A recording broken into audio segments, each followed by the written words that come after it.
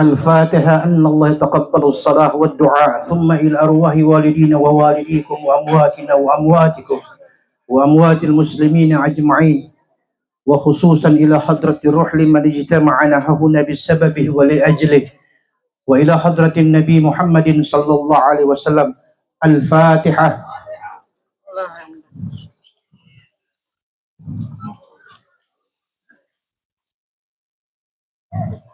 Bismillahirrahmanirrahim. Assalamualaikum warahmatullahi wabarakatuh. Alhamdulillah alladhi khalaqal mauta wal hayat liyabluwakum ayyukum ahsanu amala. Ashhadu an la ilaha illallah wahda wa ashhadu anna Muhammadan abduhu wa rasuluhu wa la nabiyya ba'da. Allahumma salli wa sallim wa karrim wa azim wa syarrif ala sayyidina Muhammad ibn Abdillah wa ala alihi wa ashabihi wa mawala. Allahumma rzuqna fahman nabiyyin wa hifdzal mursalin wa ilhamal malaikatil muqarrabin. Rabbi zidni ilman nafi'an warzuqni fahman wasi'an. Rabbi shrah li sadri wa yassir li amri wahlul 'uqdatam min lisani yafqahu qawli. Rabbi saddid lisani wahdi qalbi bihaqqi sayyidina Muhammadin sallallahu alaihi wasallam. Dusturakum ya ahlal darki ya ahlal batin ya ahlal nawbah wa ya ahlal nur, bijahi wa bibarakatil awliya wa syuhada wa salihin, amma ba'd. Pertama-tama puja dan syukur kehadirat Allahu Rabbul Jalil, Tuhan yang disembah di setiap tempat dan di setiap waktu. Kepadanya kita berpulang dan hanya kepadanya segala urusan makhluk dikembalikan. Pun demikian salawat yang indah selaku umat Nabi kita haturkan kehadiran Nabi kita, junjungan kita, kekasih Allah, Nabiullah Muhammad sallallahu alaihi wasallam. Juga kepada keluarga dan para sahabat-sahabat beliau. Yang saya hormati sahibu ta'ziyah, keluarga pemangku duka. Semoga Allah memberikan ampunan dan rahmatnya kepada almarhum yang telah berpulang beberapa hari yang lalu. Diluaskan kuburannya. Amin. Diberikan tempat yang indah di sisi Allah Subhanahu wa ta'ala. Dan keluarga yang ditinggalkan, semoga Allah memberikan kekuatan dan ketabahan hati dan iman agar dapat menerima dan menjalani ujian ini dalam keadaan ridha dan sabar. Yang saya hormati para habaib, para asatidah, alim ulama, tokoh-tokoh masyarakat, al-afu minkum, tidak sempat kami sebutkan satu demi satu karena berhubung kami juga belum tahu nama-nama lengkapnya. Daripada salah sebut, mendingan kita menyebutkan yang terhormat dan yang dimuliakan. Tentu Bapak Ibu al-mu'azzin wal mu'azziyat, para pekabung yang hadir pada malam hari ini, tentu tidak kalah mulia dan istimewa di hadapan Allah Subhanahu wa ta'ala. Bapak Ibu jamaah yang dimuliakan, yang dirahmati Allah. Ada sebuah ungkapan syair yang ditulis oleh Al-Imam Syafi'i dalam kitab Ad-Diwannya. Beliau mengatakan dalam kitab Ad-Diwan, "Alaika bitaqwallah in kunta ghafilan, ya'tika bil arzaq min haitsu la tadri. Fa kaifa takhaful faqra wallahu raziqun, faqad razaqa at-tayr wal hut fil bahri. Wa man dhanna anna rizqa ya'ti bi quwwatin ma akala al-usfur syai'an ma'an nasar. Tazulu 'anid dunya fa innaka la tadri idza janna al-lail hal ta'ishu ila al-fajr. Fa kam min sahihin mata min ghairi 'illatin wa kam min saqimin 'asha hinan min ad-dahri. Wa kam min fata amsa wa asbaha dhahikan wa akfanuhu fil ghaibi tunsaj wa huwa la yadri. Wa kam min arusin zayyinuha li zawjiha wa qad qubidat arwahuhum lailatul qadri.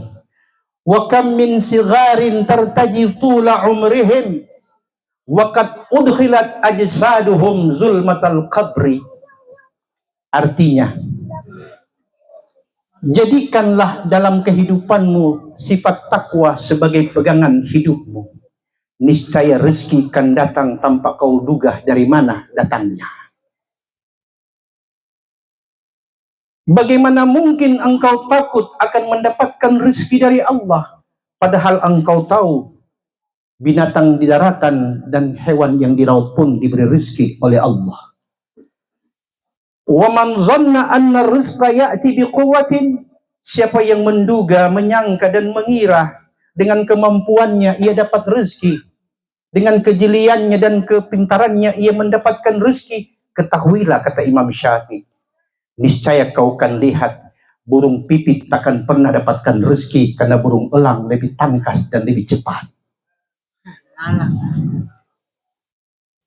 Kemudian dalam lanjutan dikatakan, fakam min sahihin mata min ghairi illatin.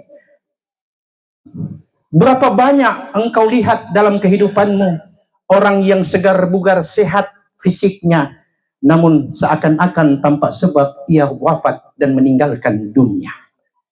Wa kam min saqimin 'asha hinam min ad-dahri. Tapi tidak sedikit pula engkau lihat orang yang sakit bertahun-tahun hingga saat ini masih diberi umur yang panjang oleh Allah. Wa kam min fata amsa wa asbaha dhahikan. Berapa banyak pemuda tertawa di pagi hari, terbahak-bahak di sore hari. Wa akfanuhu fil ghaibi tunzaj wa huwa la yadri. Tanpa dia sangka di tempat lain kain kafannya sedang disiapkan orang lain. Wa kam min arusin zayyinuha li zawjiha. Tidak sedikit pengantin baru yang ingin menikmati malam pengantin. Wa qad qubidat arwahuhum lailatul qadri. Tapi malam pengantin menjadi malam kematiannya. Wa kam min sigharin tartaji tula umrihim wa qad udkhilat ajsaduhum zulmatal qabri. Berapa banyak orang muda ingin panjang umurnya, namun siapa sangka di malam hari jasadnya dibawa ke dalam liang lahat yang penuh kegelapan. Bapak Ibu, jamaah hadirin yang dimuliakan, yang dirahmati Allah. Kadang kita merasa hebat dengan kemampuan yang kita miliki. Apalagi berkaitan dengan fulus, uang. Ada pepatah Arab yang nyeleneh mengatakan, kullu syai'in bil fulus tumbus, amma bighairil fulus mamfush. Tapi itu bukan syair Arab, Pak. Cuma dibuat-buat. Itu yang membuat orang tergila-gila dengan fulus. Fulus ini hatta orang marit sehat, orang buta melihat, Pak. Siapa yang di dunia tidak butuh fulus? Semua butuh fulus. Itu sebabnya doa kita jarang didengar oleh Allah. Sebab antara doi dengan doa, orang lebih yakin doi daripada doa. Mau bukti? Coba kalau orang sakit, orang bawa doa dan doi, mana yang lebih senang orang terima? Jujur, biar tidak ada dusta di antara kita. Doa mereka mengatakan hanya laku kalau orang sudah kehabisan kalimat.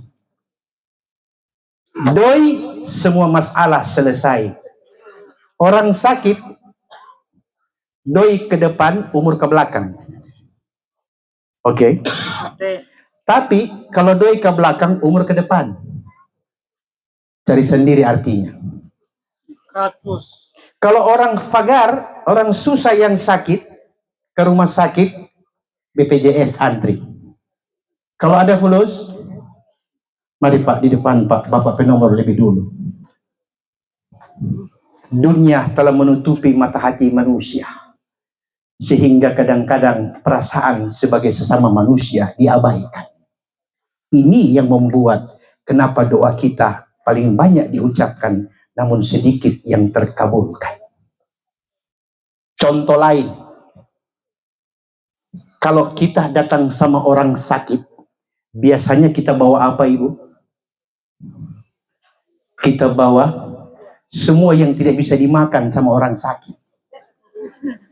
Orang dirawat di rumah sakit, tekanan darah tinggi, gula, asam urat, yang dia bawa susu, gula pasir, seakan-akan ini pembawaan ini untuk menambah penderitaan orang sakit. Tapi alhamdulillah, walaupun itu yang penting ikhlas, yang menjaga yang sehat. Betul? Oke, kita lanjut. Sampai di mana tadi? Mari kita lihat apa yang diajarkan oleh baginda Nabi kita Muhammad sallallahu alaihi wasallam. Beliau mengatakan apa, Ibu? Sebelum saya ucapkan hadisnya, kita bertanya dulu. Ibu-ibu, bapak ibu sekalian datang sama orang sakit di samping bawah tadi. Oke. Mendoakan tidak orang sakit supaya cepat sembuh? Ya, mudah-mudahan Pak, mudah-mudahan Ibu cepat kembali sehat, berkumpul kita di majelis bla bla bla bla bla. Oke. Biasanya kalau sudah ada susu, gula, amplop tidak ikut. Orang butuh yang mana, orang sakit? Amplop atau yang susu dan kawan-kawannya? Amplop itu bikin kuat pada dia. Karena BPJS ada dua. Ada yang generik dan ada yang mesti bayar sendiri. Apa Nabi kita katakan? Idza dakhalta 'alal maghid faqulu khairan fa innal malaikata yu'minuna 'ala ma taqulun. Bila engkau menjenguk orang yang sakit, ucapkan doa-doa yang baik untuknya karena doamu diaminkan malaikat. Tapi ada satu hal yang kita kadang-kadang lupa. Sebuah sabda Rasul yang mengatakan, kau doakan mereka yang sakit, tapi perintahkan mereka yang sakit mendoakanmu yang sehat. Ada hadisnya loh. Apa kata Nabi? Idza dakhaltum 'alal marid famurhu ayyad'u laka fa inna du'ahu ka du'a'il malaikah. Bila engkau menjenguk orang sakit, perintahkan dia, bukan minta, Pak. Kata Nabi, famurhu, perintahkan dia mendoakanmu. Karena doanya orang sakit kala itu bagaikan doa malaikat untuk kita. Jadi ad-du'a bid-du'a. Yang sehat mendoakan yang sakit dalam keadaan sadar mendoakan kita yang sehat. Karena dua-duanya bagaikan malaikat yang sedang berdoa dan mengaminkan. Bisa dipahami, Bu? Baik. Jangan kita datang selama sakit baru 2 minggu. Ya, belum bayi-bayi. Belum. Baru bisa pada anak. CBI ini supaya musir palia. Anak yakin lantai ke orang yang bicara begitu. Maaf Bu, Pak, ada bahasa Bitung sedikit. Itu yang disebut Habib Idrus tadi, itu bintangnya dengan Bitung 6 jam ke siang, itu jauh. Mohon maaf Habib Idrus, di correction sedikit. Boleh saya tambah Pak, Bu? Boleh. Boleh berapa jam? Baku atur memang torang. Boleh. Nah. Bapak Ibu, para pekabung yang dimuliakan dan dirahmati Allah. Kadang-kadang dalam kehidupan kita manusia, harta berlimpah, jabatan bertumpuk, pengaruh sangat besar. Tapi ketenangan hati tidak kita miliki. Walau tidak jarang kita melihat orang tertidur di balai-balai bambu. Rezeki datang pagi, habis sore. Namun seakan-akan hidup mereka terpelihara dan tenang. Mana yang baik, Pak? Yang setengah mati rezeki tapi tenang hatinya. Yang lancar rezekinya tapi wiswas. Mana yang bagus, Pak? Jangan jangan sambung ke siang. Biar anak tahu ente, jangan baku sambung toh. Tidak, ini adik ini sering ya sama saya. Aduh, sampai di mana lagi tadi? Ya? Sampai di mana? Ana sudah lupa. Sampai di mana tadi? Iya, tidur di balai-balai. Mana yang bagus? Tak beruang hati tenang, uang berlimpah hati wiswas. Mana yang bagus? Yang paling bagus jangan dua-dua, Pak. Yang paling bagus ada fulus tenang. Betul? Perhatikan ungkapan bahasa Arab yang mengatakan. Perhatikan ini. Dia berikan perumpamaan. Tastarih fi ta'irah wa anta la ta'rif qaidaha wa tastarih fi safinah wa anta la ta'rif qabtanaha afala tastarih fi hayatika wa anta ta'lam anna Allah yudabbiruha. Artinya, cari di Google. Apa dikatakan? Bagaimana mungkin engkau tenang ketika berada di dalam pesawat yang sedang terbang, padahal engkau tidak pernah tahu siapa pilotnya? Dan bagaimana mungkin engkau merasa nyaman di atas sebuah kapal yang sedang mengapung di permukaan laut, walaupun engkau tak pernah tahu siapa nakodanya? Dan bagaimana engkau tidak bisa tenang dalam hidupmu, sedangkan engkau tahu bahwa Allah yang mengatur semua urusan makhluknya? Di mana perbedaannya?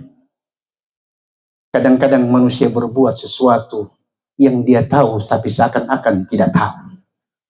Maka malam hari ini saya ingin jelaskan perbedaan sedikit dari kosakata yang berkata. Apa perbedaan salah, khilaf, lupa, lalai? Kalau salah itu berarti ada dua. Salah karena lupa, salah karena khilaf. Khilaf sendiri artinya dia tahu bahwa itu sesuatu itu benar atau sesuatu itu harus seperti itu, tapi khilaf datang membuat dia tidak dapat melakukannya. Sedangkan lupa itu berarti dia sudah tahu tapi lupa untuk melakukannya. Yang terakhir dikatakan lalai. Saya kasih contoh. Kalau lupa, Allah Tuhan Maha Pengampun. Khilaf, Allah Tuhan Maha menerima taubat. Salah, ana at-tawwab, ana al-ghafur. Oke? Tapi yang paling banyak dikecam oleh Al-Quran yaitu mereka yang lalai. Ustadz, apa sih lalai itu? Saya kasih ilustrasi. Seorang sopir tidak dituntut untuk banyak hal. Tapi seorang sopir yang handal, pertama, dia harus tahu apa yang harus dia miliki dan kuasai. Dia harus pandai mengendarai kendaraan dengan naluri dan kemampuan mengendarai kendaraan. Tapi itu tidak cukup sebelum dia memahami rambu-rambu lalu lintas. Itu pun tidak cukup bila dia tidak melihat bagaimana kesiapan kendaraan yang akan dibawanya. Itu pun tidak cukup kalau keabsahan kendaraan tidak dibekali dengan izin KIR, STNK, SIM, BPKB. Kelengkapan ini semua menjadi syarat seseorang dikatakan menguasai dan memahami membawa kendaraan. Artinya, pertanyaan saya cuma satu, Ibu. Kalau semua seperti itu lengkap, kemampuan membawa kendaraan ada, surat-suratnya lengkap, kenapa masih ada kecelakaan? Kecelakaan terjadi bukan karena sopir tidak tahu. Kecelakaan terjadi bukan karena sopir tidak paham tentang rambu-rambu lalu lintas. Semuanya dia paham. Kecelakaan terjadi karena dia melewati batas-batas kemampuannya. Lalai namanya. Berarti sudah tahu sengaja. Itu yang Al-Quran tidak suka. Itu sebabnya Quran selalu menutup peringatan-peringatan Allah dengan ucapan ulaika humul ghafilun. Itulah mereka orang-orang lalai, bukan yang lupa, salah dan khilaf. Bisa dipaham, Bu? Paham. Paham. Cuma satu tapi jamaah yang paham. Yang lain tidak paham. Paham. Ada satu pertanyaan kecil, Ibu, yang sering kita dengar jadi bahasa sehari-hari. Apa itu? Fitnah itu lebih kejam dari pembunuhan. Al-fitnatu asyaddu minal qatli. Kan begitu, Bu? Orang bertanya, seorang anak muda bertanya kepada sang guru. Guru, kenapa fitnah itu lebih kejam daripada membunuh? Padahal membunuh itu kan menghilangkan nyawa. Belum lagi keluarga yang dibunuh dan sebagainya. Kalau fitnah kan cuma bicara. Kenapa dia lebih kejam daripada membunuh? Mari kita lihat. Apa kata sang guru? Guru berkata, anak muda, pulang ke rumahmu, kumpulkan bulu-bulu ayam dalam sekantong. Kau bawa ke sini. Datang anak muda dengan sekantong bulu-bulu ayam. Apa katanya guru? Sekarang kau pergi di atas bukit, tunggu angin bertiup, dan kau buka kantongmu. Dan kau lihat apa yang terjadi. Naik anak muda tadi dengan kantong bulu-bulu tadi. Sampai di atas angin bertiup, dibukalah kantong. Mulai bulu-bulu berterbangan ke berbagai arah. Sehingga tak satu pun bulu yang tertinggal. Selesai tugas, datang dia kepada sang guru dan bertanya, Guru, selesai, apa jawabannya sekarang? Kata gurunya tadi, tunggu sabar. Ente kembali ke tempat tadi, baru kumpul lagi bulu-bulu yang tadi sudah terbang. Dia bilang guru magrum. Setia betul ini guru. Dia bilang, kenapa hal itu harus saya lakukan? Padahal semua orang tahu. Semua bulu yang sudah berterbangan ke berbagai penjuru mata angin tidak mungkin dapat dikumpulkan, kata sang guru. Seperti itulah fitnah bila kau sebarkan. Kau tak mungkin mengumpulkan kembali apa yang sudah tersebar. Bisa dipaham, Pak? Kalau tidak paham, kita berhenti. Seolah-olah kita dapat cerita di sini. Boleh lanjut lagi, Bu? Baik. Ini yang terakhir, terakhir betul ini. 3 orang pemuda ingin belajar agama, tapi mereka tidak mau seperti orang lain belajar agama bertahun-tahun. Mereka sepakat, bagaimana kalau orang cari guru? Satu hari orang belajar, Quran 30 juz pindah di kepala, ribuan hadis pindah di kepala. Cuma satu hari syaratnya. Sepakat cari guru. Semua guru yang didatangi semua bilang, kalian orang gila. Saya ini 70 tahun belajar Quran sampai hari ini belum finish. Ente satu hari mau paham Quran? Mayumkin. Pindah lagi, pindah. Jawabannya sama, Pak, Bu. Terakhir datang dia sama satu orang guru yang rupanya Abu Nawas juga kelihatan. Dia bilang berapa hari? 1 hari, guru. Quran pindah di kepala, ribuan hadis kami paham. Oh, 1 hari terlalu lama. Sama anak 1 jam. Saya juga heran. Belum saya jelaskan ini cerita sudah orang ketawa-ketawa. Padahal belum paham juga ini apa yang mau saya cerita. Tapi ada syarat. Apa syaratnya? Jangan bertanya. Yang 3 orang bilang, belajar apa ini kalau boleh bertanya? Ya sudahlah, ikut. Yang penting 1 jam. Okay, you ready? Yes, I'm ready. Okay. You and you follow me. Itu bahasa Kaili Dolong itu. Kemana? Ternyata guru hanya bawa mereka keliling kampung, Pak. Putar-putar 1/2 jam. Yang orang pertama bilang, mayumkin. Kenapa ini kau cuma berputar-putar? Yang kedua, yang ketiga bilang, jangan bertanya. Oh iya. Tinggal menit-menit terakhir 10 menit. Bapak Ibu tahu? Berhentilah sang guru di depan sebuah gua yang sangat gelap. Kata sang guru, kau dan kau masuk ke dalam. Jangan bawa penerang. Gunakan kedua tanganmu dan pikiranmu dan perasaanmu. Ambil apa yang bisa kau dapat di dalam gua yang gelap. Sesudah itu kalian keluar dan temui aku. Masuklah, Pak, 3 orang pemuda tadi dalam gua. Orang pertama pegang-pegang, ya Allah, cuman batu-batu. Ada yang besar, sedang, yang kecil. Ini yang orang pertama bilang, kalau cuma mau belajar Quran dengan hadis pegang-pegang batu, di belakang rumah batu kuala banyak. Sudahlah, mungkin saya cuma diuji. Tak ada yang diambilnya, Pak. Orang kedua berpikir, sudahlah, lebih baik saya ambil batu yang sedikit, sedang saja. Kalau dia tanya, yang penting ada, saya ambil. Orang yang ketiga, beda lagi. Dia bilang, besar, sedang, kecil. Ya ambillah yang kecil, yang penting ada. Orang keberapa yang tidak ambil, Pak? Orang pertama. Hai kalian, sudah siap? Siap guru, ayo keluar. Kemudian sang guru bertanya kepada orang ketiga, bukan orang pertama, yang batu kecil. Kau, apa yang kau ambil? Dia kasih keluar, Pak. Itu dari kantong batu kecil. Dalam hatinya, ngana terima ini batu. Ini guru. Dia kaget. Ternyata batu kecil itu adalah intan. Buat batu intan, Pak. Dalam hatinya, saya pegang yang besar tadi. Kenapa saya ambil paling kecil? Menyesal tidak? Orang yang lebih besar bilang apa tadi? Hah, mati kau. Saya ambil yang lebih besar lagi.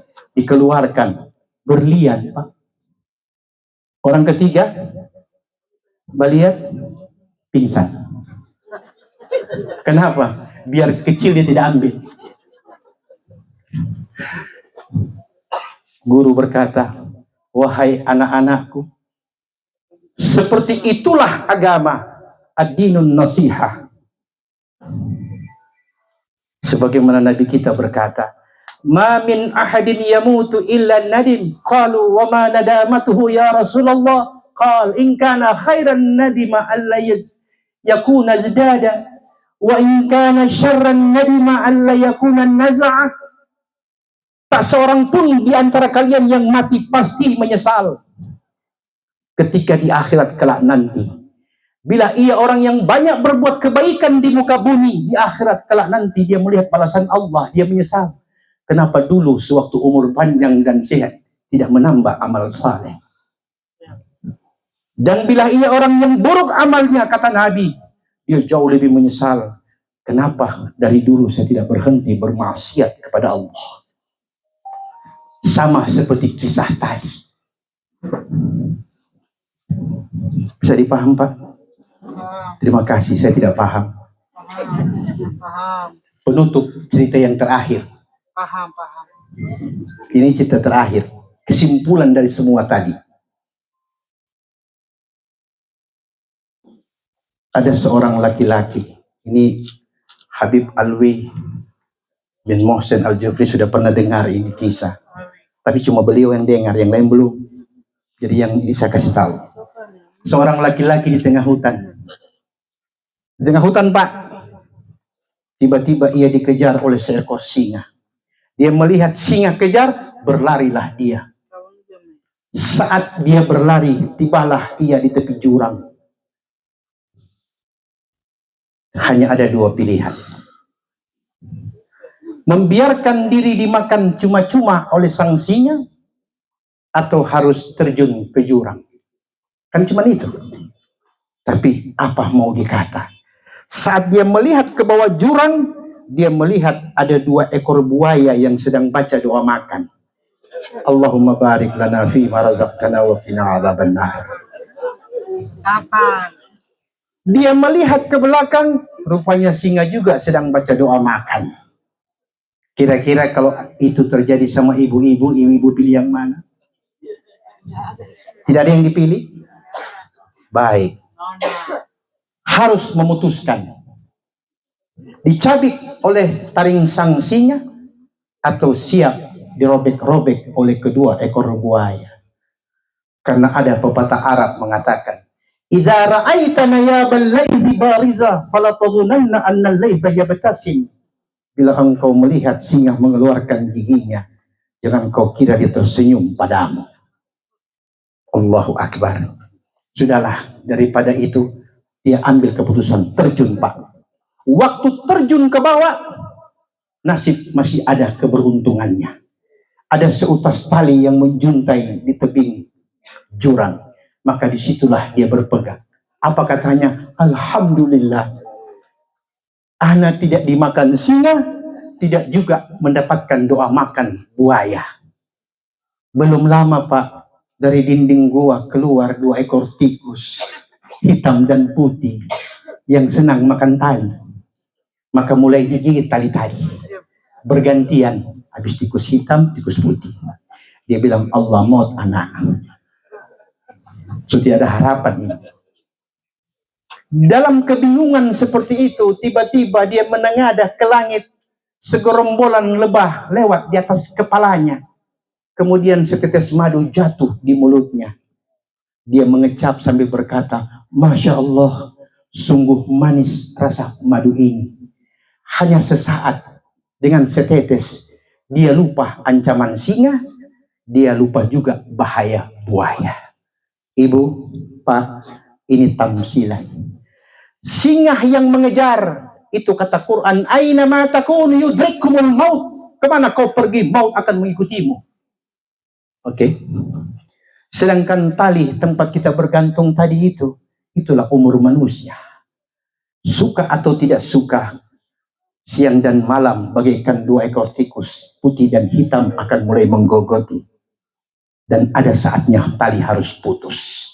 Ketika tali putus, jangan Anda ragu, mungkar dan nakir telah menunggu di liang lahat. Betul? Setetes madu yang masuk ke dalam mulutnya, itulah ad-dunya dengan segala nikmatnya. Bayangkan hanya sesaat hidup di dunia, kita lupa negeri akhirat yang abadi. Dunia ada awalnya, pasti ada akhirnya. Dunia ada masalah, pasti ada penyelesaiannya. Oke? Dan ingat, negeri akhirat hanya ada satu. Hanya ada awal dan tidak ada akhir. Jangan jadikan hidup kita memilih sesuatu yang ada awal, ada akhir. Ambillah yang ada awal, namun tiada akhir. Wallahul musta'an. Assalamualaikum warahmatullahi wabarakatuh. Assalamualaikum. Masya Allah. Apa Masya Allah, Ustaz. Alhamdulillah. Syukran. Jamaah sekalian yang dirahmati Allah.